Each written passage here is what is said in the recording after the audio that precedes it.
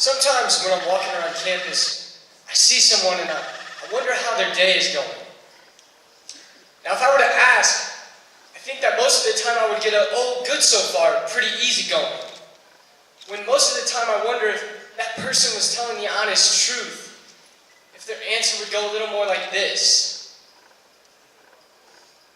I'm pretty stressed out because of this test. See, it's like my heart is beating out of my very own chest. It's compressed, distressed, like an uncomfortable house guest. To confess, it may even need a miniature life vest. Until I get to take this test and impress everyone so that they may see that I am better than the rest.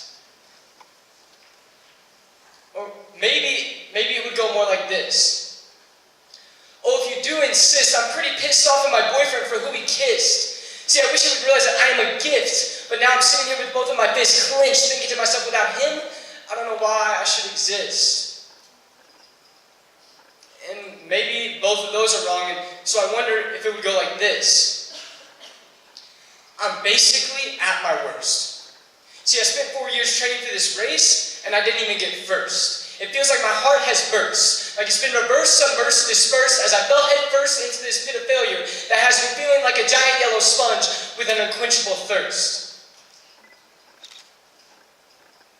See, I'm not here to talk about why we should be honest with each other and ourselves.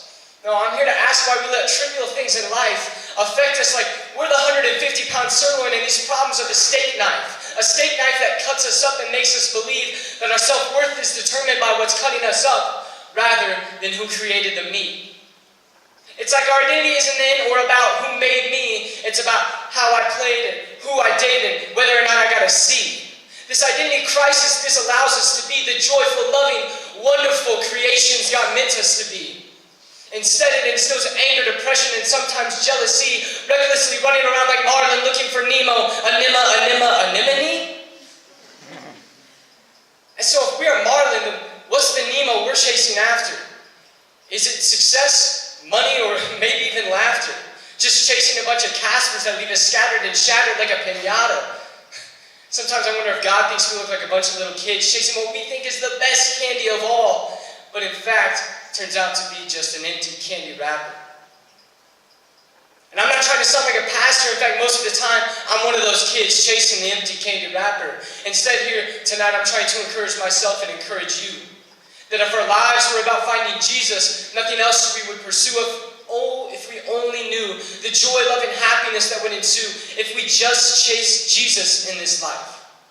Instead of trying to do everything ourselves, making everything perfect, putting so much pressure on every little thing we do, but instead, let him say, "I got you."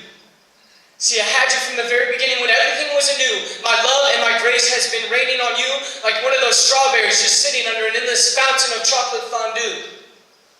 So my prayer tonight is that we let his love, his grace, his joy reign and outflow from our lives to every person in this earthly domain. Like an unstoppable force like the McDonald's fast food chain.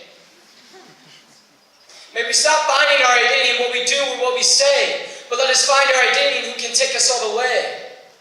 Let us stop letting little things called strife keep us from sharing this beautiful, unmerited gift of life. See, this God who created every single one of us didn't do it so we could pout around all day.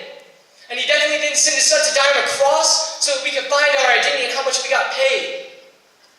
No, see, I think he did it so that we could have a relationship with him, spend eternity together as our sins are wiped clear. So students of Huntington University, please this year, let's start finding our identity in him, our joy in life, so that we may build his kingdom here